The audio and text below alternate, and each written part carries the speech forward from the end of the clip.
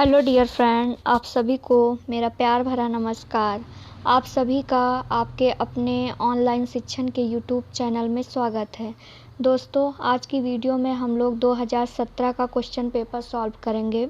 आपके DElEd third semester का संस्कृत का जो सप्तम प्रश्न पत्र है, यानी कि आपके जो सिलेबस के अकॉर्डिंग आपके जो सब्जेक्ट हैं 8, उसमें आपका 7वां जो प्रश्न पत्र होगा वो आपका संस्कृत का होगा। तो जिसमें हम लोगों ने सप्तम प्रश्न पत्र के अकॉर्डिंग जितना भी सिलेबस था सारा हम लोगों ने कवर कर लिया है, यानी सब कुछ बहुत ही अच्छे से पढ़ लिया है, जिसमें से शब्द रूप धातु रूप ट्रिक से पढ़े हैं। तो जो प्रशिक्षु आज ये वीडियो देख रहे हैं, यानी कि क्वेश्चन पेपर सॉल्व करने के लिए जो ये वीडियो देख रहे हैं, तो उन्हें कुछ कठिनाई का सामना करना पड़ सकता है, इसलिए उनसे विनम्र आग्रह है कि वो प्लेलिस्ट में जाके सारे वीडियो देख लें। चैप्टर वाइज वीडियो हैं और डिटेल से आप लोग देख लेंगे तो आपको आसानी होगी पेपर सॉल्व करने में। तो आज की वीडियो हम शुरू करते हैं। दोस्तों, जो लोग नहीं जानते उनको सबसे पहले बता दें कि जो संस्कृत का आपका पेपर होता है वो 25 नंबर का होता है, जिसमें आपको 12 नंबर लाने अनिवार्य हैं। इतने नंबर आपके नहीं आएंगे तो आपकी बैक मानी जाएगी, 12 से कम ना हो। और ये आपका 7वां प्रश्न पत्र है। कभी कभी आपके वाइबा में जो आपका एग्जामिनर आता है, कुछ नहीं मन होता तो उसका यही पूछ लेता कि आपके सब्जेक्ट कितने हैं, जिसमें से एजुकेशन के नाम जो है थोड़े टफ़ होते हैं। तो सबसे ज़्यादा एग्जामिनर जो है आपके जो एजुकेशन होते हैं, एजुकेशन फर्स्ट सेमेस्टर में जो 1, 2, 3 यानी कि बाल विकास और शिक्षण अधिगम के सिद्धांत, ये सब जो करके एजुकेशन आपके थे तो उनके नाम ही पूछ लेता है। तो आपको वो सब भी जानना बेहद ज़रूरी, जैसे कि आपके एजुकेशन डीएलएड थर्ड सेम में एक समावेशी शिक्षा है और एक शैक्षिक मूल्यांकन क्रियात्मक शोध एवं नवाचार है। तो आपको ये सब जानना भी बहुत ज़रूरी है, और कौन सा पेपर किस क्रम में है वो भी आपको जानना ज़रूरी है, क्योंकि उसी क्रम से आपका जो टाइम टेबल बनता है, यानी कि जो आपका बोले तो एग्ज़ाम होता है उसी क्रम में ही आपका होता है। तो ये पेपर आपका 1 घंटे का होता है, जिसमें 25 नंबर का पेपर होता है, जिसमें आपको 12 कम से कम 12 लाने ही होते हैं। अगर इतने से कम हुआ तो फिर आपका बैक माना जाता है। वैसे जो बच्चे ऑनलाइन शिक्षण से जुड़े हुए हैं उनका 25 में 24 से कम तो आना ही नहीं चाहिए, 23-24 से कम तो आना ही नहीं चाहिए, क्योंकि एक भी चैप्टर नहीं छोड़ा गया, वो चाहे थ्योरी पोर्शन हो चाहे जो हो, सब कुछ आपको बहुत अच्छे से बताया गया। संख्याएं भी, संस्कृत में संख्या को बहुत लोग टफ मानते हैं, मतलब कठिन मानते हैं, क्योंकि थोड़ा समझ का फेर होता है, उसको भी बहुत कायदे से बताया गया। धातु रूप और शब्द रूप भी बिल्कुल ट्रिक से बताए गए हैं, बिल्कुल बेसिक से ट्रिक से बताया गया आप लोगों को, कि सिर्फ एक ट्रिक लगा के आप दुनिया के जितने भी शब्द रूप हैं सब बना सकते हैं। अकारांत के अगर अकारांत की एक ट्रिक है तो उससे आप अकारांत स्त्रीलिंग के टोटल शब्द रूप बना सकते हैं। धातु रूप भी 5 टाइप के जो धातु रूप आपके थे, लकार थे जो आपके 5, उसमें भी ट्रिक ही है। ट्रिक से आप कितने भी धातु रूप आप बना सकते हैं। क्लियर? तो फिर देख लेते हैं कि पेपर में आपको किस तरीके से कैसे लिखना है। देखो, सभी प्रश्न करना अनिवार्य है, प्रत्येक प्रश्न के निर्धारित अंक भी हैं, और इस प्रश्न पत्र में 3 प्रकार के प्रश्न हैं, यानी बहुविकल्पी है, अतिलघुत्तरीय है और लघुत्तरीय है, जिसको हम लोग बोलते हैं ऑब्जेक्टिव, वेरी शॉर्ट और लॉन्ग। ओके। वस्तुनिष्ठ प्रश्नों के सही विकल्प छांटकर अपनी उत्तर पुस्तिका में लिखा, यानी कि आपको जो बहुविकल्पी को वस्तुनिष्ठ बोलते हैं। तो इसमें आपको प्रश्न और ये चारों विकल्प लिखने की कोई आवश्यकता नहीं है। आपको एक सिर्फ नंबरिंग डाल के, जैसे कि आपका ये पहला प्रश्न है कि ओम में जो है ये अनुग्रह जैसा जो ये है ये क्या है, यानी ओम में के आगे ये क्या है, तो पूछा है कि क्या है, हर्ष स्वर है, दीर्घ है कि प्लुप्त है कि क्या है। तो इसमें जैसे जो भी आंसर होगा तो सिर्फ आपको नंबरिंग डाल के, जैसे कि 1 का है तो फिर वो आंसर आपको लिख देना है, बस पूरा लिखने की कोई आवश्यकता नहीं, वही बताया गया इसमें। और अतिलघु उत्तरीय 30 शब्दों में लिखने हैं, जो लघु उत्तरीय हैं वो आपको 50 शब्दों में लिखने हैं, यानी जो वेरी शॉर्ट हैं वो 30 शब्द से कम ना हो, और जो लॉन्ग है लॉन्ग यानी क्वेश्चन आंसर है वो 50 शब्दों से कम ना हो, शब्द यानी वर्ड। ओके, तो फिर क्लियर है। तो फिर आज का हम अपना पेपर शुरू करते हैं। पहला जिसमें प्रश्न हमारा दिया है कि ओम में ओ के आगे अनुग्रह है, क्या है अनुग्रह, ये पूछा गया है। दोस्तों, ये जो यश का आकार का होता है इसको अनुग्रह बोलते हैं संस्कृत में। तो ये हर्ष स्वर है कि दीर्घ स्वर है कि प्लुप्त स्वर है, कमेंट करिए आप लोग फटाफट। दोस्तों, जैसा कि हम लोगों ने बहुत ही अच्छे से पढ़ा है, वर्णमाला फर्स्ट ही चैप्टर था हमारा संस्कृत वर्णमाला का, तो उसमें हम लोगों ने पढ़ रखा है कि ये हमारे इसमें जो ऐसे ओम जैसे ये जो शब्द होते हैं इसमें 3 मात्रा का समय लगता है, यानी बोलने में ज़्यादा समय लगता है हर्ष दीर्घ की अपेक्षा। तो इसमें हमारा प्लुप्त स्वर होगा, तो ऑप्शन सी राइट। क्लियर।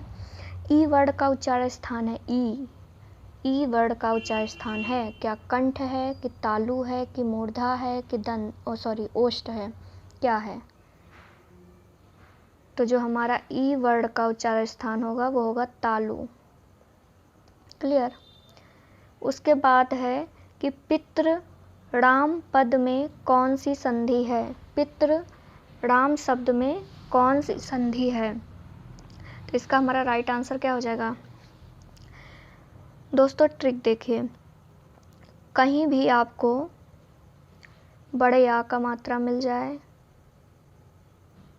तो दीर्घ संधि, और जब कहीं ए की मात्रा मिले तो गुण संधि, और डबल ए की मात्रा मिले तो क्या होगा वहाँ पर? वृद्धि संधि। क्लियर। तो पितृराम में होगा दीर्घ संधि। उसके बाद फिर नेक्स्ट है हमारा शुद्ध वाक्य है, शुद्ध वाक्य है। शुद्ध वाक्य क्या है? इसमें ज्ञानम बिना ना मुक्ति, ज्ञानेन बिना ना मुक्ति, ज्ञानात बिना ना मुक्ति, या उपयुक्त सभी। तो इसमें हमारा राइट आंसर क्या हो जाएगा? ज्ञानम बिना ना मुक्ति, यानी ज्ञान के बिना मुक्ति नहीं मिलती। तो हमारा ऑप्शन ए राइट हो जाएगा। फिर नेक्स्ट है कि चतुर्विंशति का अर्थ है, यानी चतुर्विंशति का अर्थ है। तो राइट आंसर क्या हो जाएगा? 80, 124, 16, 24। तो राइट आंसर हमारा हो जाएगा 24। क्लियर। उसके बाद है हमारे अतुलग्न उत्तरीय प्रश्न आ गए। अतुलग्न उत्तरीय प्रश्न में 1 लाइनर भी होता है, और यदि लिखने का है, कोई चीज़ डिटेल में लिखनी है तो वो 30 शब्दों से कम ना हो, ये चीज़ का आप लोग ध्यान रखेंगे। और टाइम का बेहद ही ध्यान रखेंगे, क्योंकि मात्र 1 घंटे का पेपर होता है। 1 घंटे में आपको 25 क्वेश्चन अटेंड करने होते हैं। तो पहला क्वेश्चन है कि दीर्घ स्वर कितने होते हैं? दीर्घ स्वर, तो दीर्घ स्वर हमारे कितने होते हैं? 8।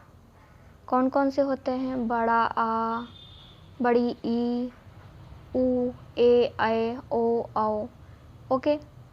और जो हमारे हर्ष स्वर होते हैं वो हमारे 5 होते हैं। कौन कौन से होते हैं? छोटा आ, ई, ऊ, री और लृ। ये 5 हमारे होते हैं हर्ष स्वर। क्लियर। उसके बाद 7वां हमारा क्वेश्चन है कि अनुस्वार तथा अनुनासिक का एक एक उदाहरण दीजिए। तो जिन स्वरों को बोलते समय हवा केवल नाक से निकलती है उन्हें अनुस्वार कहते हैं। जैसे गंगा, खंड आदि जिन स्वरों का उच्चारण करते समय हवा मुख से, नाक से निकलती है वो अनुनासिक कहलाते हैं। यानी अनुस्वार वे होते हैं जिनको बोलते समय सिर्फ हवा नाक से निकलती है, वो अनुस्वार कहलाते हैं। और अनुनासिक क्या होते हैं? इनमें हवा तो मुख से निकलती ही है और नाक का भी यूज करना पड़ता है, यानी नाक से भी बोले जाते हैं। तो हम ऐसा कह सकते हैं कि जो अनुनासिक होते हैं उनमें सिर्फ बोलते समय जो होता है नाक से हवा निकलती है वो अनुस्वार होते हैं। और अनुनासिक में क्या होता है कि कंठ का भी यूज करना पड़ता है और नासिका का भी यूज करना पड़ता है, तो वो अनुनासिक वर्ड होते हैं। अनुनासिक का होता है चंद्रबिंदु, जैसे कि ये, और अनुस्वार का क्या होता है? अंग। तो अंग से हमारा क्या हो जाएगा? जैसे गंगा, खंड इत्यादि, या अंक। और चंद्रबिंदु में जैसे 5, गांव, चांद, ये जैसे हमारे हो जाएंगे अनुनासिक। क्लियर। उसके बाद 8वां हमारा प्रश्न है कि वांगमयम शब्द का संधि विच्छेद कीजिए तथा संधि का नाम बताइए। वांगमयम में कौन सी हमारी संधि है? तो इसमें हमारी अनुनासिक संधि है, यानी व्यंजन संधि है। वांगमयम का और माँ आ रहा है, का माँ मिलके क्या बनेगा? अंगा। वाक्मयम संधि विच्छेद हो रहा है और का माँ मिलके क्या बनेगा? अंगा। तो वांगमयम होगा अनुनासिक संधि। क्लियर। उसके बाद हमारा 9 नंबर क्वेश्चन है कि परोपकार शब्द का समास विग्रह कीजिए तथा समास का नाम लिखिए। परोपकार यानी परस्य उपकारः षष्ठी विभक्ति है और तत्पुरुष समास है। क्लियर। उसके बाद 10वां जो हमारा क्वेश्चन है, मातृ शब्द में षष्ठी विभक्ति के तीनों वचनों में लिखे, यानी तीनों वचनों के रूप लिखिए। तो षष्ठी विभक्ति में एक वचन, द्विवचन और बहुवचन। तो एक वचन में क्या होगा? मातुः, मात्रो और मातृराम। मातुः, मात्रो, मातृराम। क्लियर। उसके बाद 11 नंबर क्वेश्चन है कि श्रु, सुन्ना, धातु, लट लकार प्रथम पुरुष के सभी वचनों में लिखिए। यानी शुरू मीन्स होता है सुनना, उसका धातु रूप कौन सा लिखना है? लट लकार, यानी वर्तमान काल के प्रथम पुरुष के सभी वचन लिखना है, यानी एक वचन, द्विवचन, बहुवचन। तो प्रथम पुरुष का एक वचन, द्विवचन, बहुवचन में क्या होगा? शृणोति, शृणुतः और शृण्वन्ति। शृणोति, शृणुतः, शृण्वन्ति। क्लियर। उसके बाद फिर 12 नंबर से हमारे जो है 12 नंबर से हमारे लघु उत्तरीय प्रश्न स्टार्ट हो जाएंगे। तो लघु उत्तरीय में 12 नंबर हमारा प्रश्न कौन सा है कि प्रत्याहार किसे कहते हैं? किसी एक प्रत्याहार को उदाहरण से समझाइए। यानी बोला गया है कि प्रत्याहार किसे कहते हैं और प्रत्याहार को उदाहरण से समझाइए। तो जैसा कि हम लोगों ने पढ़ रखा है, प्रत्याहार की एक स्पेशल क्लास आई थी, उसमें आप लोगों को बताया गया था कि संस्कृत वर्णमाला की उत्पत्ति महेश्वर सूत्र से हुई है। और आप लोग कमेंट में बताइएगा कि जो महेश्वर सूत्र हैं उन किसने लिखे और संस्कृत का जनक किसे माना जाता है, संस्कृत व्याकरण का जनक। कमेंट में आप लोग बताइएगा। 14 महेश्वर सूत्र होते हैं। इन्हीं 14 महेश्वर सूत्रों से 42 प्रत्याहार बनते हैं। तो जैसे हमारा पहला जो महेश्वर सूत्र है क्या था? आ ई ऊड़ा। दूसरा क्या था? रिलिक। तो जो आ ई ऊड़ा है और रिलिक है, इसके लास्ट में जो ये इति संज्ञक वर्ण है, इन्हीं वर्णों को लेकर हमारे प्रत्याहार बनते हैं। जैसे कि हमने यहाँ पर आ और आ ले लिया तो अड़ हमारा प्रत्याहार बना। तो अड़ में हमारे कौन कौन से वर्ण आएंगे? अड़ में हमारे ड़ा को नहीं लिया जाएगा, बाकी बचे सारे वर्ण आ जाएंगे। तो क्या क्या बचा? आ ई ऊ। तो हमारे ये 3 वर्ण आ गए। क्लियर। अब जैसे यहाँ पे रिलिक है तो हमें अक प्रत्याहार बनाना है, यानी ये आ और लास्ट का इस संज्ञक वर्ण ले लिया, यहाँ अक प्रत्याहार बना लिया। तो अब क्या क्या बच रहा है? देखो आ ई ऊ, क्या ड़ा को लेंगे? ड़ा इति संज्ञक वर्ण है इसलिए इसे बिल्कुल नहीं लेंगे। आ ई ऊ री लरी, तो हमारे 5 वर्ण आ जाएंगे। आ ई ऊ री लरी। क्लियर।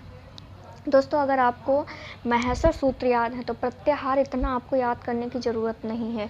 बस थोड़े आप इम्पॉर्टेंट प्रत्याहार याद कर लीजिए, जैसे कि अच प्रत्याहार। अच में समस्त स्वर आते हैं। और दूसरा है हल में समस्त व्यंजन आते हैं। शल प्रत्याहार, सल में आपके समस्त ऊष्म व्यंजन आते हैं। क्लियर।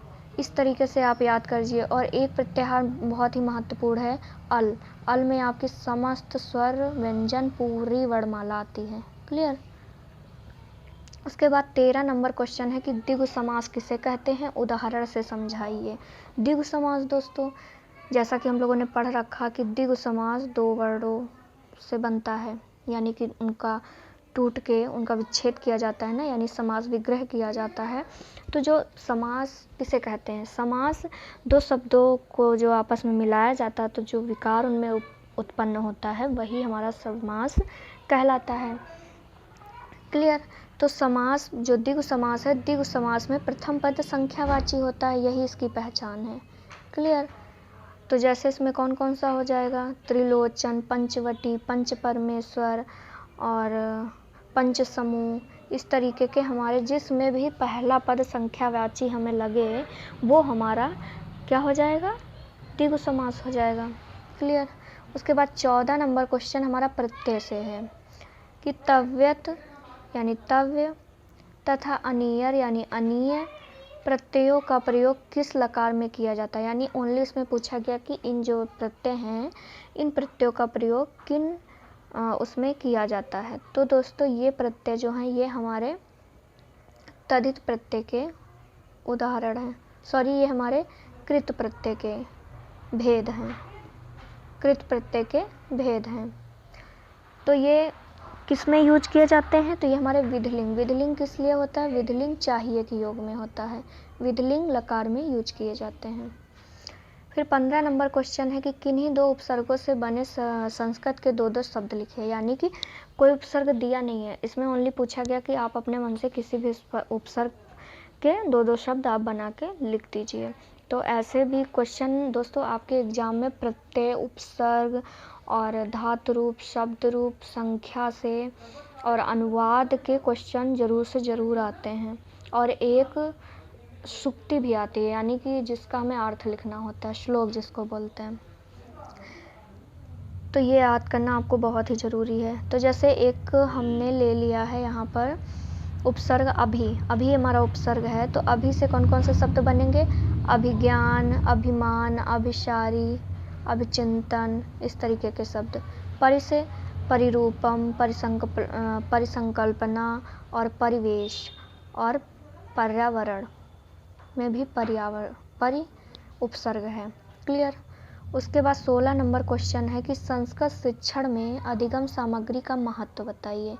दोस्तों ये आपके थ्योरी पोर्शन से आया है क्वेश्चन आपका, जो भी लास्ट में आपको पढ़ाया गया है, संभाव्य शिक्षण विधाएं, जो आपका लास्ट चैप्टर था उसी से क्वेश्चन आया है। तो इसमें क्या लिखना है आपको कि शिक्षण में अधिगम सामग्री के उपयोग से शिक्षण को प्रभावशाली बनाया जा सकता है। शिक्षण में उपकरणों का इस्तेमाल करके शिक्षा में रुचि उत्पन्न करी जाती है तथा छात्रों की समस्त ज्ञानेंद्रियां सक्रिय रहती हैं, जैसे श्रव्य सामग्री, दृश्य सामग्री और श्रव्य दृश्य तीनों प्रकार की सामग्रियों का यूज करेंगे तभी बालकों की जो है ज्ञानेंद्रियां सक्रिय होंगी। आँख, कान जैसी और हाथ पैर जो होते हैं सारे उनके अंग जो हैं, संवेदी अंग जितने भी होते हैं सारे के सारे उनके सक्रिय रहेंगे। तो जितना अधिक सक्रिय रहेंगे उतनी तरफ से उनके अंदर ज्ञान जाएगा और उतना ही स्थायी कर लेगा। क्लियर। तो ये आपको समझ में आया होगा क्योंकि बहुत ही अच्छे से मैंने आपको थ्योरी में बताया था, थ्योरी वाली क्लास आपकी थी। उसके बाद 17 नंबर क्वेश्चन आपका श्लोक से आ गया दोस्तों। क्या है क्वेश्चन, अभिवादन शीलस्य नित्यम वृद्धोपसेविनः। ये क्या है, अभिवादन शीलस्य नित्यम वृद्धोपसेविनः चत्वारि तस्य वर्धन्ते आयुर्विधा यशोबलम। इसका क्या अर्थ है कि अभिवादनशील तथा नित्य वृद्धों की सेवा करने वाले व्यक्ति की 4 चीज़ें नित्य बढ़ती हैं, आयु, विधा, यश, बल। यानी कि जो बूढ़े व्यक्ति होते हैं उनकी सेवा करने से व्यक्ति की 4 चीज़ें ज़रूर ही बढ़ती हैं। उनकी उम्र बढ़ती है, ज्ञान में वृद्धि होती है, उनका जो है अपमान नहीं होता यानी उनका मान बढ़ता है और उन्हें बल की प्राप्ति होती है। क्लियर। फिर संस्कृत में 18 नंबर क्वेश्चन और आज का लास्ट क्वेश्चन, संस्कृत में अनुवाद करिए। दोस्तों ये क्वेश्चन संस्कृत में अनुवाद करिए, अनुवाद से आपके पेपर में क्वेश्चन ज़रूर से ज़रूर आता है, इसको तो कोई काट ही नहीं सकता। तो अनुवाद भी आप लोगों को बहुत ही अच्छे से बताया गया है, जिसमें आपको धातु रूप की आवश्यकता पड़ेगी, उसे याद करना होगा आपको, और आपको लकार, लकार याद करने होंगे 5 जो धातु रूप के अंतर्गत आते हैं। सिर्फ ट्रिक याद कर लीजिए आप, उसके बाद अपने धातु के हिसाब से आराम से बना सकते हैं। आपको नी धातु का बनाना है आराम से बना सकते हैं, पट धातु का, लिख धातु का, जो भी धातु का रूप आपको बनाना है उससे आप बना सकते हैं। और उसके पश्चात आपको वचन जानना ज़रूरी है। तो ये सब बहुत ही अच्छे से पढ़ाया गया आपको। क्वेश्चन है, पहला है इसमें कि मुंह को धो लो, तो क्या होगा? मुखम प्रक्षालय, मुखम प्रक्षालय। वह गाय से दूध दूहता है। तो दोस्तों एक सारणी हमने आपको बताई थी, सह तौ ते, यानी वह दोनों और वे सब। क्लियर? तो इसमें वह गाय से दूध दूहता है, तो क्या होगा? सा। दोस्तों अगर वहाँ ये हो जाता, यहाँ दूहती है, तो यहाँ पर ये वाला सा होता, बड़ा सा। ये स्त्रीलिंग के लिए प्रयोग होता है। शाह, वह गाय से दूध दूहता है, यानी शाह गाय से दूध दूहता है, तो क्या होगा? गायम। यहाँ पर होगा दोस्तों गायम, ये ग्राम गलत लिखा हुआ है, गाय होगा यहाँ, गाय यम, गायम दुग्धम दोधि। क्लियर? शाह गायम दुग्धम दोधि। उसके बाद है वे दोनों विद्यालय जाते हैं, यानी तौ विद्यालयम गच्छति। तौ मीन्स वे दोनों, विद्यालयम गच्छति। फिर लता गांव जाती है, तो लता ग्रामम गच्छति। क्लियर?